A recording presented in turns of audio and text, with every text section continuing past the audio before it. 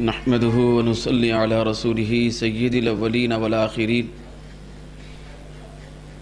وعلى آله الطيبين الطاهرين وأصحابه الراشدين المهديين. أعوذ بالله من الشيطان الرجيم. بسم الله الرحمن الرحيم.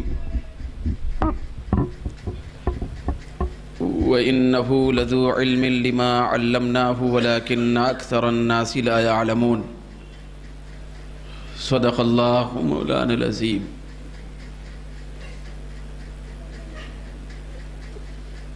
جمیع حاضرین مکرم، سامعین محترم، خواتین و حضرات، طلباء و طالبات، اللہ تبارک و تعالی کا بہت بڑا کرم ہے کہ آج ہم سب اس کے اپنے محبوب اور پیارے بندے کے تذکرے کے سلسلے میں یہاں جمع ہیں. اللہ تبارک و تعالیٰ کے اس خاص اور محبوب بندے کا ذکر کرنے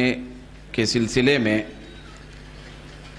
عنوان بیان کے طور پر سورہ یوسف کے چند الفاظ آپ کے سامنے پڑھنے کی سعادت حاصل ہوئی. اللہ تبارک و تعالی قرآن مجید کے ان مقدس کلمات کے انوار سے ہم سب کو مالا مال کرے. قبل اس کے کہ گفتگو شروع ہو، ہم سب مل کر حضور تاجدار مدینہ سرکار دو جہاں صلی اللہ تعالی علیہ وسلم کی بارگاہ اقدس میں درود و سلام کا نذرانہ پیش کرنے کی سعادتیں حاصل کریں. اللہم صلی علی سیدنا محمد وعلی آل سیدنا محمد مبارک وسلم. صلاۃ و سلام علیک یا سیدنا یا حبیبنا یا رسول اللہ. حضرات محترم، جو نورانی کلمات آپ کے سامنے پڑھنے کی سعادت حاصل ہوئی، اللہ تبارک و تعالی ان مقدس الفاظ میں فرماتا ہے، بے شک وہ تو علم والا ہے کیونکہ اس کو ہم نے علم دیا ہے، لیکن اکثر لوگ جانتے نہیں ہیں. قرآن مجید کہ یہ الفاظ مبارکہ حضرت سیدنا یعقوب علیہ السلام کے سلسلے میں وارد ہوئے، لیکن جب کوئی کلمہ اور جملہ اللہ رب العزت کی طرف سے کسی خاص بندے کے سلسلے میں نازل ہوتا ہے تو ایسا اکثر ہوتا ہے کہ اس کا اطلاق اور اس کا اجرا حکمی طور پر بہت سارے بندوں سے وابستہ ہوتا ہے. تو آج جس شخصیت کا ذکر ہم کرنے یہاں جمع ہیں، وہ شخصیت شیخ الاسلام عارف باللہ حضرت مولانا حافظ محمد انوار اللہ خان فضیلت جنگ قدس سرہ العزیز کی ذات ہے. یہ وہ شخصیت ہے کہ اللہ تبارک و تعالی نے اس شخصیت کو جہاں کسبی علوم سے مالا مال فرمایا تھا، وہیں پر اپنی بارگاہ اقدس سے خصوصی علوم بھی عطا فرمایا تھا. غرض کے یہ ایسی عظیم المرتبت بابرکت شخصیت ہے کہ ہر جہت میں حضرت شیخ الاسلام کا کردار بہت زیادہ نرالا، انوکھا اور بہت زیادہ بے نظیر و بے مثال نظر آتا ہے، کیونکہ اللہ تبارک و تعالی نے آپ کو شرح صدر کی دولت سے ایسا سرفراز فرمایا تھا کہ اسی سینے کے اندر جہاں علم تصوف کے دریا بہتے نظر آتے تھے وہیں پر علم حدیث اور علم تفسیر کے سمندر بھی پائے جاتے تھے۔ غرض کہ ایک ذات، تنہا ایک ذات اپنے آپ میں بہت سارے علم کے خزانوں کی انجمن تھی۔ ایک ہی ذات کے اندر جہاں اللہ تبارک و تعالی مصلح قوم کی بہترین شخصیت کو جمع کیا تھا، جہاں اللہ تبارک و تعالی علم شریعت کی دولت سے نوازا تھا، جہاں اس شخصیت کے اندر پروردگار عالم حدیث اور تفسیر کے معانی اور مفاہیم کا تلاطم رکھا تھا، وہیں پر رب قدیر اپنی بارگاہ سے خصوصی طور پر علم معرفت کا سمندر بھی عطا فرمایا تھا۔ چونکہ معرفت میں آپ بے مثال اور یکتا روزگار تھے تو اسی لیے آپ کو عارف باللہ کہا جاتا ہے۔ پھر اسلام کی ایسی نرالی حکمت سے پر نورانی خدمت آپ نے انجام دی کہ زمانہ آپ کے ان خدمات کو دیکھ کر اور آپ کی شخصیت کی عظمت کو دیکھ کر بے ساختہ اپنی زبان سے کہنے پر مجبور ہو گیا کہ واقعی یہ ہستی شیخ الاسلام اور مسلمین ہے، شیخ الاسلام والمسلمین کی ذات ہے۔ جہاں پر آپ کے اندر وقت کے تاجداروں نے، وقت کے بادشاہوں نے، وقت کے سلاطین نے دیکھا کہ آپ کے اندر ہر قسم کی فضیلت پائی جاتی ہے، نور معرفت آپ کے اندر ہے،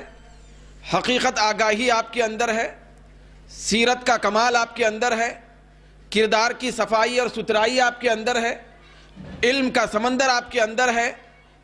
استدلال کی پختہ کیفیت آپ کے اندر ہے، اجتہاد کی شان آپ کے اندر ہے، فقہ کا بہت بڑا نرالا اور پیارا وصف آپ کے اندر ہے، حدیث دانی کی کیفیت آپ کے اندر ہے، تفسیر کے بے شمار معانی اور مفاہیم آپ کے اندر ہے۔ یہ سارے کے ساری خوبیاں، یہ ساری کی ساری عظمتیں، اصلاح قوم کا جذبہ آپ کے اندر ہے، قوم کی فکر آپ کے اندر ہے، اور آپ کے اندر لوگوں کی سسکتی بھی زندگی کو انتہائی گلاب کے پھول کی طرح زندگی فراہم کرنے کا جذبہ آپ کے اندر ہے، قوم کی خیر خواہی آپ کے اندر ہے، سب سے بڑی چیز قوم کی فکری اصلاح آپ کا پہلو آپ کے اندر ہے، عقائد کی سدھار آپ کے اندر ہے۔ پھر اعتقادات میں جو بگاڑ آ چکی تھی تو اس بگاڑ کو صلاح اور فلاح کی صورت دینے کا جذبہ آپ کے اندر ہے۔ غرض کے ہر قسم کی فضیلت اور عظمت جب وقت کے سلطانوں نے آپ کے اندر دیکھا تو انہوں نے یہ لقب دے کر آپ کو لوگوں کے سامنے اجاگر کرنے کی کوشش کی کہ یہ وہ شخصیت ہے جو ایک طرف شیخ الاسلام والمسلمین ہے، دوسری طرف عارف باللہ ہے، تیسری طرف یہ فضیلت جنگ ہے، کیونکہ ان کے اندر ہر قسم کی فضیلت کا عنصر پایا جاتا ہے۔ ولایت کی شان، سخاوت کی شان، معرفت کی شان، ہدایت کی شان، دین کی خدمت کی شان، حدیث کے فن کی شان، تفسیر کی وضاحت کی شان، کہ ساری شانیں ایک ذات کے اندر جب جمع دیکھا تو وقت کے سلطانوں نے یہ کہنے پر مجبور ہوا کہ یہ فضیلت جنگ ہے۔ تو اس طرح بے شمار خوبیوں کی حامل شخصیت کا نام حضرت انوار اللہ ہے۔ تو اللہ تعالیٰ نے آپ کو بہت بڑا باکمال بنایا تھا اور بہت سارے کمالات کا مظہر بنایا تھا، بہت ساری شانوں سے آپ کو وابستہ فرمایا تھا، حکمت کے خزانے آپ کو عطا فرمائے تھے۔ سب سے بڑی چیز اور سب سے بڑا پیارا وصف آپ کو جو دیا گیا تھا وہ تھا محبت رسول اور عشق رسول کا جذبہ، پھر ادب رسول کے پیغام کا حوصلہ۔ یہ اللہ رب العزت نے آپ کے اندر نمایاں طور پہ جاری و ساری فرمایا تھا کہ جس کی مثال آپ کے ہم عصر لوگوں میں بہت کم ملتی ہے۔ چنانچہ آپ نے علمی اعتبار سے، اعتقادی اعتبار سے، عملی اعتبار سے، اخلاقی اعتبار سے، رشد و ہدایت کی خدمت کے اعتبار سے ایسے کارہائے نمایاں انجام دیے کہ جس کو بیان نہیں کیا جا سکتا۔ لیکن میں جو گوشے آپ کے سامنے رکھنا چاہتا ہوں چند ایک، وہ ہے آپ کے سارے صفات و کمالات میں جو چیز بہت زیادہ بطور اتم و اکمل آپ کے اندر پائی جاتی ہے اور ایک سردار کی حیثیت رکھتی ہے،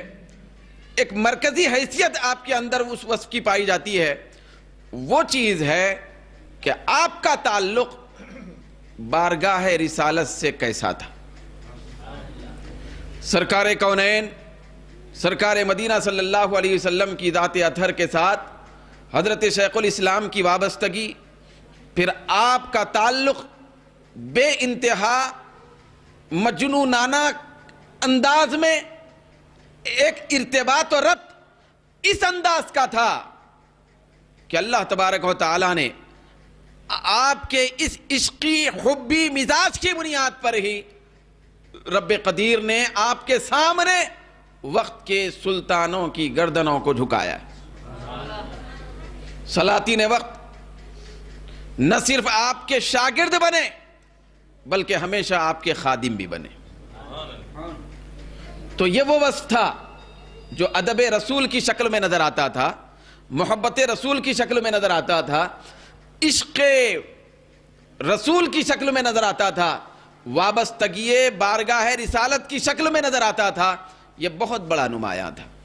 چنانچہ ایک مرتبہ سب مل کر بآواز بلند درود پاک پڑھیں، اللہم صلی علی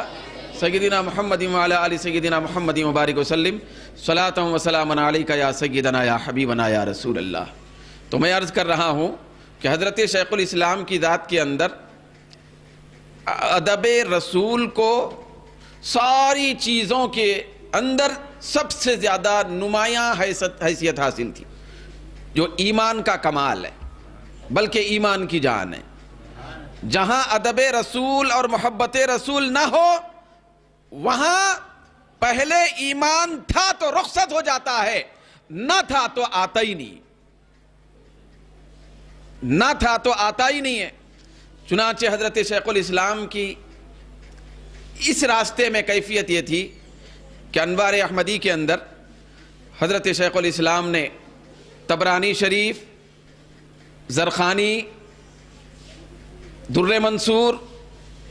دیگر بہت ساری کتابوں سے نقل فرمایا کہ حضرت اصلع بن شریک رضی اللہ تعالی عنہ جلیل القدر صحابی، آپ کو یہ امتیازی حیثیت صحابہ میں حاصل تھی کہ آقا دو جہاں صلی اللہ علیہ وسلم جس سواری پر تشریف فرما ہوتے تھے تو سواری پہ کجاوا باندھا جاتا تھا، تو کجاوا باندھنے کی خدمت حضرت اصلع بن شریک رضی اللہ تعالیٰ عنہ کی ذمہ داری میں تھی۔ حضرت اصلع بن شریک رضی اللہ تعالیٰ عنہ ایک مرتبہ آقا دو جہاں کے ساتھ حالت سفر میں ہے اور فجر کا وقت ہے، فجر کا وقت قریب ہے۔ حضرت اصلع بن شریک رضی اللہ تعالیٰ عنہ سے آقا دو جہاں صلی اللہ علیہ وسلم ارشاد فرماتے ہیں کہ اے اصلع، سواری پر کجاوا باندھا جائے۔ تو حضرت اصلع رضی اللہ تعالیٰ عنہ نے دیکھا کہ آپ ناپاکی کی حالت میں، حضرت اصلع کو غسل کی ضرورت تھی، صحابی رسول تو حالت جنابت میں ہے، ناپاکی کی حالت میں ہے۔ سرکار نے حکم مرحمت فرمایا کہ اے اصلع، سواری پر کجاوا باندھا جائے، کیونکہ آپ کی ذمہ داری میں تھی، آپ کے لیے یہ شرف تھا، آپ کے لیے مخصوص یہ نوکری تھی، جو بہت بڑا اعزاز تھا۔ تو حضرت اصلہ بن شریک رضی اللہ تعالی عنہ تأمل کرنے لگے کہ غسل کی حاجت میں